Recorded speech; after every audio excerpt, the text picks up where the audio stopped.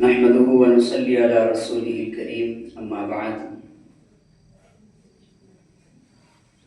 فأعوذ بالله من الشيطان الرجيم بسم الله الرحمن الرحيم قل جاء الحق وزهق الباطل إن الباطل كان زهوقا رب اشرح لي صدري ويسر لي أمري واحلل عقدة من لساني يفقهوا قولي اللهم صل على سيدنا محمد وعلى آل سيدنا محمد وبارك وسلم اللهم صل على سيدنا محمد وعلى آل سيدنا محمد وبارك وسلم اللهم صل على سيدنا محمد وعلى آل سيدنا محمد وبارك وسلم.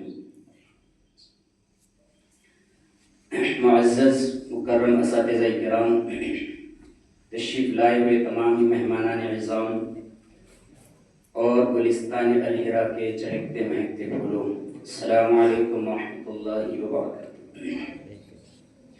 آج ہم سب جو یہاں پر جمع ہوئے ہیں 15 اگست کے عنوان پر آج ہم یہاں پر سب جمع ہوئے ہیں. آج کا جو دن ہے ہمارے لیے بڑی ہی خوشی و مسرت کا دن ہے کہ آج کے دن اللہ رب العزت نے ہمارے اس پیارے دیش بھارت کو انگریزوں کے چنگل سے آزاد کرایا تھا. آج ہم انہی ویر جوانوں کو یاد کریں گے جنہوں نے اس دیش کو آزادی دلانے کے لیے اپنے جانوں کے نذرانے دیے، تن من دھن کی بازی لگا دی، عزت آبرو بھی داؤ پہ لگا دی، جان و مال بھی داؤ پہ لگا دیا، سب کچھ نچھاور کر دیا، تب جا کے ہندوستان آزاد ہوا ہے. آپ حضرات کو معلوم ہے کہ ہندوستان ایک طویل عرصے تک انگریزی سامراج کے چنگل میں گرفتار رہا ہے. مغلوں کی کمزوری، ملک کی بدامنی اور طوائف الملوکی کی بدولت ہندوستان کو طوق غلامی پہننا پڑا تھا. ایسٹ انڈیا کمپنی نے زبردست سازش کر کے ہندوستان پر قبضہ کر لیا تھا اور یہاں کی آزاد اور خود مختار حکومت اور عوام کو اپنا محکوم اور غلام بنا لیا تھا. میں طویل تاریخ عرض نہیں کرتا، لیکن آپ حضرات کو معلوم ہونا چاہیے کہ جب بھی ہندوستان کو خون کی ضرورت پڑی ہے تو سب سے پہلے مسلمانوں نے پیش قدمی کی ہے، اور جب بھی ہندوستان کی سالمیت کو خطرہ لاحق ہوا تو مسلمان آگے بڑھ کر اس کے محافظ اور پاسبان بن گئے ہیں. میں طویل تاریخ عرض نہیں کرتا، مجھے صرف عرض یہ کرنا ہے کہ انگریزوں کے خلاف صدائے جہاد کو بلند کرنے والے اور انگریزی سامراجی طاقت کے ساتھ نبرد آزما ہونے والے وہ کوئی اور نہیں بلکہ مسلم حکمران تھے. سب سے پہلے انگریز کے خلاف جس نے فتویٰ دیا اس شخصیت کا نام شاہ عبدالعزیز محدث دہلوی رحمۃ اللہ علیہ. شاہ عبدالعزیز محدث دہلوی کا فتویٰ کیا تھا؟ ایک برق بے اما تھا جس نے دشمن کی نیند حرام کر دی تھی، اور اس تحریک کو لے کے آگے چلے تھے حضرت شاہ ولی اللہ محدث دہلوی رحمۃ اللہ علیہ. دشمن نے گرفتار کیا، برداشت کیا، تکلیفیں دی، برداشت کیا، انگوٹھے کاٹے گئے، برداشت کیا، جلا وطن دشمن نے کیا، برداشت کیا، لیکن اپنے فتوے پر قائم رہتے ہوئے اس تحریک کو آگے لے کے چلے. شاہ اسماعیل شہید رحمۃ اللہ علیہ جو اسے خاندان کے فرزند ارجمند ہے، سید احمد شہید رحمۃ اللہ علیہ جسے خاندان کے تربیت یافتہ ہیں، شاہ ولی اللہ محدث دہلوی کے بعد سید احمد شہید اور شاہ اسماعیل شہید رحمۃ اللہ علیہ نے پرچم جہاد بلند کیا ہے. سید احمد شہید کون ہے؟ مسلمانوں کو معلوم ہونا چاہیے کہ آزادی دلانے کے لیے ہمارے اکابرین کا کیا رول ہے، ہمارے علماء کرام کا کیا کردار ہے. مسلمانوں نے اس دیش کو آزاد کرانے کے لیے کتنی قربانیاں دی ہے. میرے دوستو، جتنا اوروں کا خون بہا ہے، جتنا ہمارا خون بہا ہے، اتنا غیروں کا پسینہ بھی نہیں بہا اس دیش کی. اس لیے اس کی آزادی پر سب سے زیادہ حق ہمارا ہے. لیکن ہمیں معلوم ہی نہیں ہے کہ دیش کی آزادی کا پس منظر کیا ہے. ہم نے اس دیش کے لیے کتنی قربانیاں دی ہیں، کتنے بلیدان دی ہے، کتنے جانوں کے نذرانے پیش کیے، ہمیں معلوم نہیں ہے. سید احمد احمد شہید کون تھے؟ سید احمد شہید رحمۃ اللہ علیہ صاحب علم بھی تھے، صاحب کشف بھی تھے۔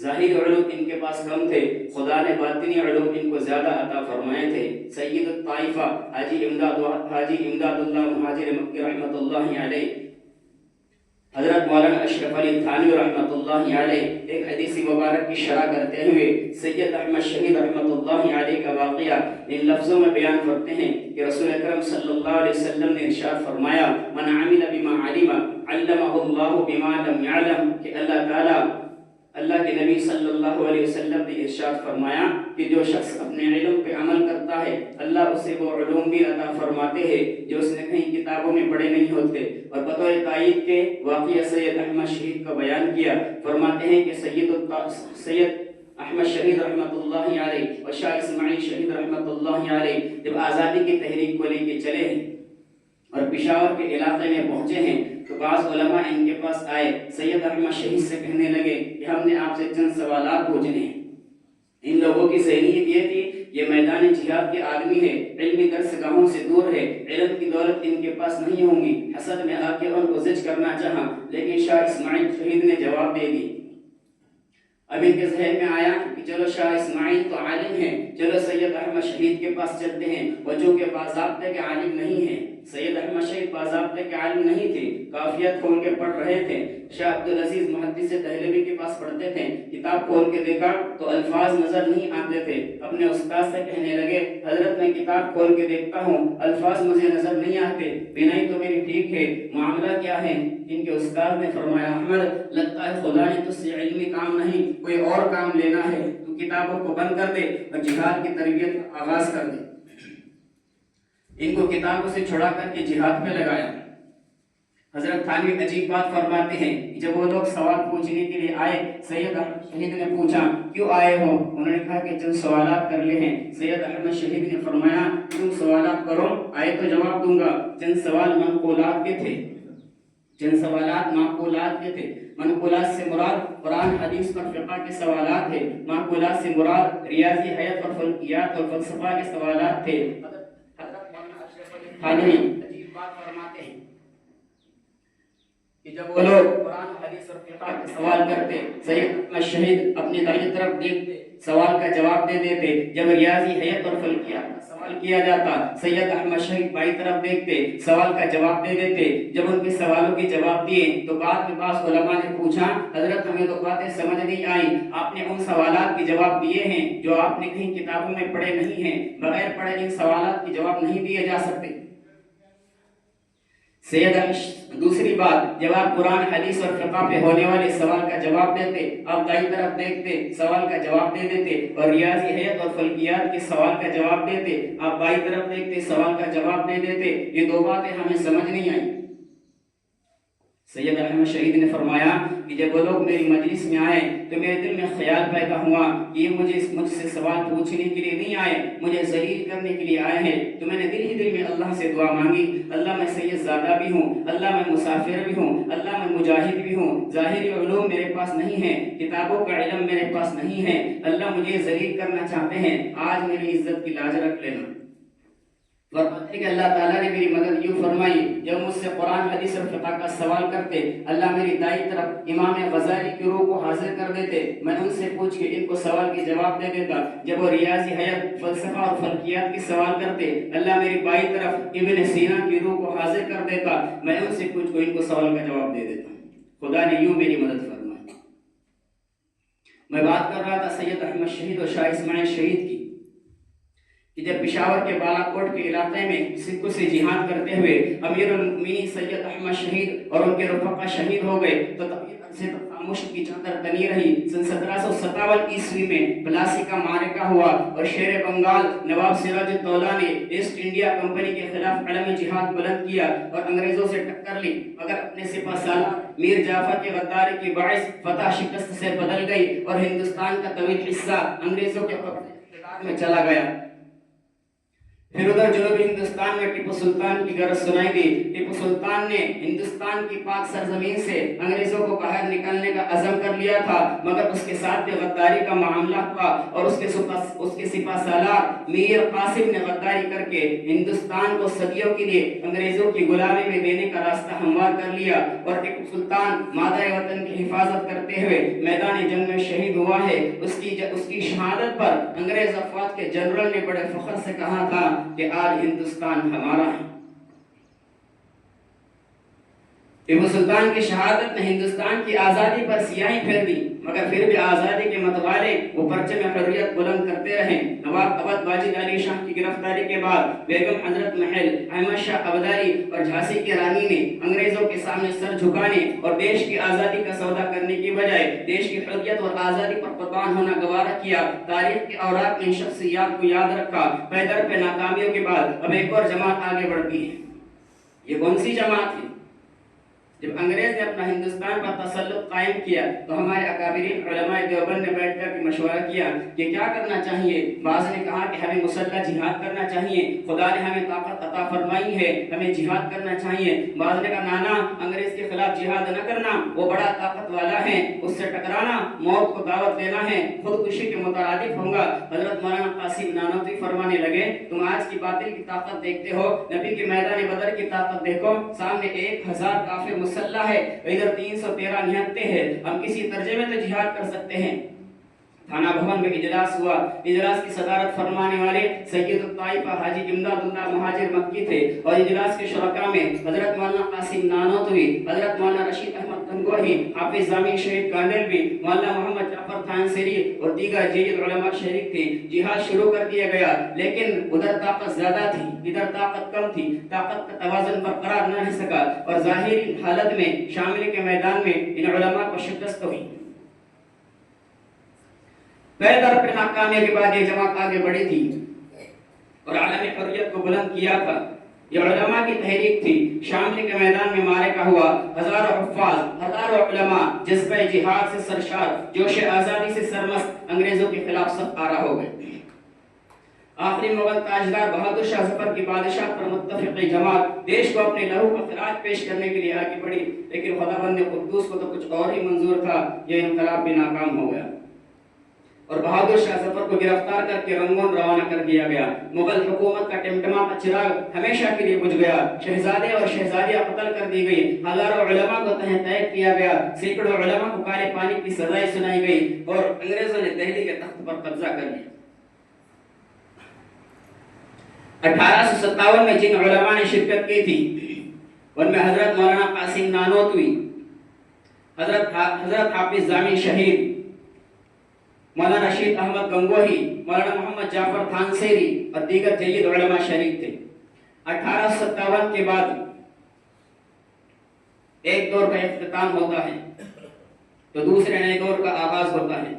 1857 کے خونی انقلاب کے بعد مسلمانوں پر زوال و انحطاط کی کیفیت طاری ہوئی اور ظلم و ستم کے پر پہاڑ توڑے گئے، اس سے ان کے وجود کو خطرہ لاحق ہو گیا اور مسلمانوں کے دین کی بقا کا مسئلہ پیدا ہو گیا۔ تو ایسے نازک وقت میں ہمارے اکابرین نے ایک مشورہ کیا، ایسے نازک وقت میں ایک اسلامی مرکز کی شدید ضرورت تھی، لہذا مولانا قاسم نانوتوی صاحب حضرت حاجی امداد اللہ مہاجر مکی کے صلاح و مشورے سے اور نگرانی و زیر سرپرستی میں ایک مرکز کی بنیاد رکھتے ہیں۔ سن 1882 عیسوی 15 محرم الحرام 1283 ہجری کو بروز بدھ کے دن مرکز علم و فن گلشن قاسمی الہامی انداز میں وجود میں آیا۔ اس کا ایک مقصد ایک طرف ہندوستان میں دین کی شمع کو روشن رکھنا تھا تو دوسری طرف انگریزوں کے خلاف مجاہدین کو تیار کرنا تھا۔ قال اللہ اور قال رسول کی صدائیں بلند کرنے والوں کے ہاتھوں میں میدان آزادی میں بھیج کر، میدان کارزار میں بھیج کر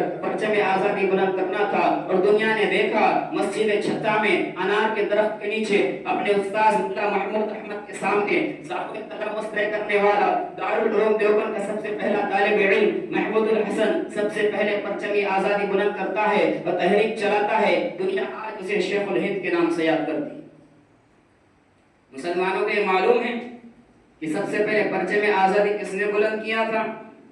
مسلمانوں کو یہ معلوم ہے کہ سب سے پہلے انگریزی فوج میں حرام بھرتی کے حرام ہونے کا فتویٰ کس نے دیا تھا؟ مسلمانوں نے دیا تھا.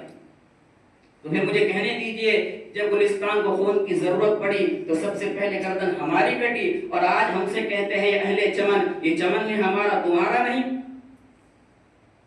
حضرت شیخ الہند رحمۃ اللہ علیہ نے دارالعلوم دیوبند کی بنیاد رکھی. دارالعلوم دیوبند کے سب سے پہلے طالب علم تھے. 1857 کے بعد حضرت شیخ الہند رحمۃ اللہ علیہ نے جو تیسری سب سے بڑی تحریک شروع کی تھی، اس تحریک کو ریشمی رومال کا نام دیا جاتا ہے، کیونکہ شیخ الہند رحمۃ اللہ علیہ افغانستان اور ترکی کی مدد سے ہندوستان میں فوجی انقلاب لانا چاہتے تھے.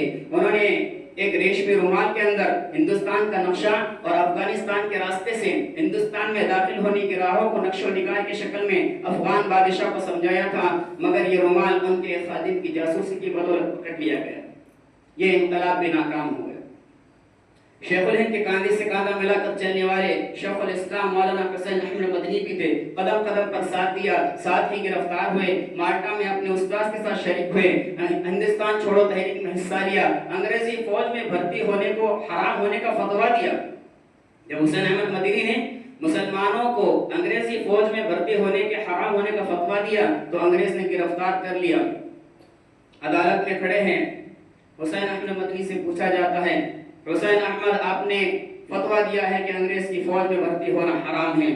کہتے ہیں کہ دیا کیا ہوتا ہے؟ میں تو آج بھی کہتا ہوں کہ انگریز کی فوج میں بھرتی ہونا حرام ہے، حرام ہے، حرام ہے. مولانا محمد علی جوہر قدموں میں پڑ گئے. حضرت کیا کر رہے ہیں؟ بیان بدل دیجئے، بیان بدل دیجئے، خدا کے لیے بیان بدل دیجئے. مولانا حسین احمد مدنی کہتے ہیں کہ جوہر بیان بدل دیتا ہو تو میرا ایمان بدل جائے گا، بیان بدل دو تو میرا ایمان بدل جائے گا. وہ انگریز جج کہتا ہے کہ گستاخی والی تقریر کی سزا کیا ہے تمہیں پتا ہے؟ کہ تم بتاؤ. کہا میرے قلم میں بڑی طاقت ہے، اس کی سزا تختہ دار ہے، پھانسی ہے، چکر نہیں آئے، غش کھا کے زمین پہ نہیں گرے. حضرت نے سوٹ کیس کھولا اور کفن کی چادر کو ہوا میں لہرا کے فرمایا وہ انگریز جج تو بھی سن لے، حسین احمد مدنی جب دیوبند سے چلا تھا کفن کا کپڑا ساتھ لے کے چلا تھا. یوں سر پہ کفن باندھ کے ہم نے آزادی کی لڑائی لڑی ہے. حسین احمد مدنی جب دیوبند سے چلا تھا تو کفن کا کپڑا ساتھ لے کے چلا تھا. کفن ادھر بھی مل جاتا ہے، وہاں سے لانے کی کیا ضرورت ہے؟ فرمایا کہ میری زندگی جس قوم کی مخالفت میں گزر گئی اس قوم کی چادر اوڑھ کے قبر میں جاتے مجھے شرم آتی ہے. یہ ہمارے اکابرین ہے، یہ ہمارے علماء ہے. مولانا احمد علی لاہوری رحمۃ اللہ علیہ انہوں نے انگریز کے خلاف فتویٰ دیا، انگریز کے خلاف تقریر کی. انگریز نے گرفتار کر دیا اور برف کے دو بلاکوں کے بیچ میں حضرت کو دبایا گیا. سردی کی کڑکتی ہوئی راتیں ہیں اور برہنہ بدن کے ساتھ ان کو دو بلاکوں کے بیچ میں دبایا گیا. ساری رات اسی طرح رکھا گیا. جب صبح ہوئی تو انگریز پوچھتا ہے بتا لاہوری اب جلوس نکالو گے ہمارے خلاف، اب بغاوت والی تقریریں کرو گے؟ مولانا احمد علی لاہوری فرماتے ہیں کوئی انگریز کان کھول کے سن لے، میرا صرف جسم ٹھنڈا ہوا ہے، ایمان پہلے سے زیادہ گرم ہو چکا ہے. میرا صرف جسم ٹھنڈا ہوا ہے، ایمان پہلے سے زیادہ گرم ہو چکا ہے. میں کس اکابرین کی بات کروں؟ حضرت مولانا قاسم نانوتوی رحمۃ اللہ علیہ شاملی کے میدان میں لڑ رہے ہیں، دشمن کے خلاف صف آ رہے ہیں. حضرت کی یہاں گولی لگ گئی، حضرت نیچے بیٹھ گئے. ان کے ایک مرید آتے، حضرت کیا ہوا؟ گولی لگ گئی، چلیے ہسپتال لے کے چلتا ہوں، چلیے طبیب کو بلاتا ہوں. کہا نہیں ڈاکٹر کو بلانے کی ضرورت نہیں ہے، طبیب کو بلانے کی ضرورت نہیں ہے. فرمایا 3 مرتبہ نماز والا درود شریف پڑھ کے ادھر پھونک مارو. 3 بار نماز والا درود شریف پڑھ کے ادھر پھونک ماری گئی. زخم تو دور کی بات ہے، خراش بھی باقی نہیں رہی. حضرت مولانا عطا اللہ شاہ بخاری رحمۃ اللہ علیہ ان کو گرفتار کیا اور بنا ٹنوں کے حساب سے اناج اور غلہ پیسنے کے لیے دے دیا، چکیاں پیسنے کے لیے دے دی. اب صبح کا وقت ہے، انگریز دیکھنے کے لیے آتا ہے کہ چلو دیکھو میں ذرا آ کر کہ بخاری کیسی چکی چلاتا ہے.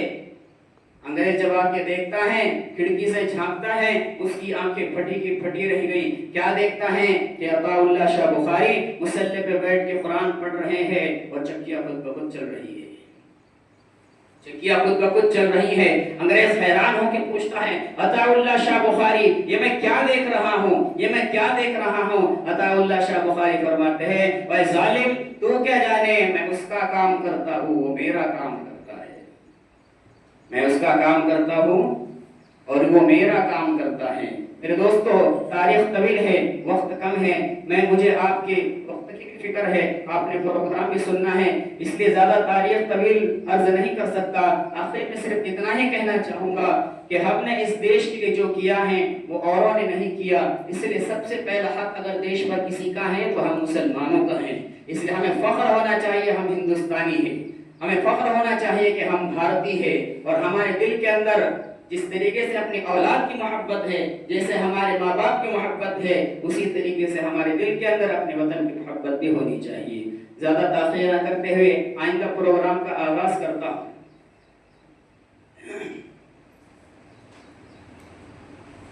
تو آج کے پروگرام کی شروعات ہم قرآن کریم کی تلاوت سے کریں گے۔ میں دعوت دیتا ہوں محمد معین الدین کو کہ وہ آئے اور قرآن پاک کی تلاوت سے پروگرام کا آغاز کرے۔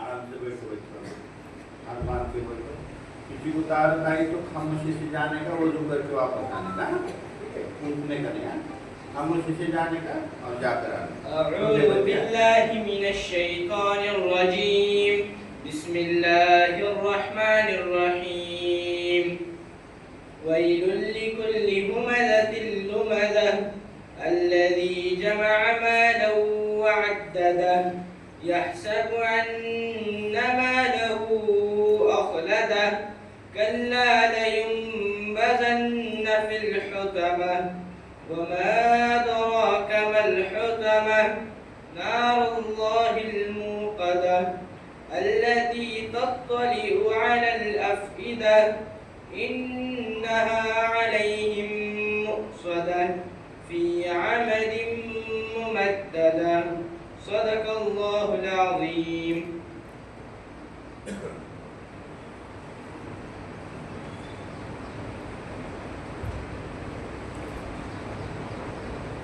قرآن پاک کی تلاوت کے بعد تقریر پیش کرنے کے لیے میں دعوت دیتا ہوں سبا کو کہ وہ آئے اور اپنی تقریر پیش کریں۔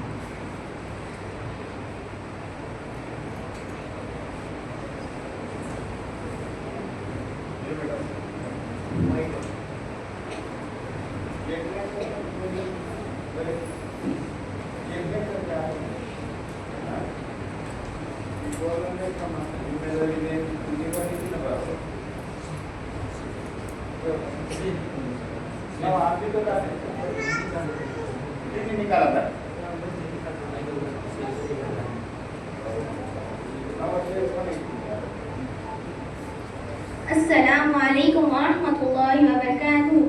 آج میں ایک ایسے سنہرے مگر اکثر نظر انداز کر دیے گئے پہلو پر بات کرنے جا رہی ہوں۔ وہ پہلو ہے جنگ آزادی میں علماء دیوبند کا کردار۔ دوستو، جب ہم 1857 کی جنگ آزادی کی بات کرتے ہیں تو انگریزوں کے خلاف آواز بلند کرنے والوں میں سب سے آگے تھے علماء۔ ان میں سے سب سے مضبوط، سب سے بہادر اور سب سے بے باک آواز تھی دارالعلوم دیوبند اور اس کے علماء کی۔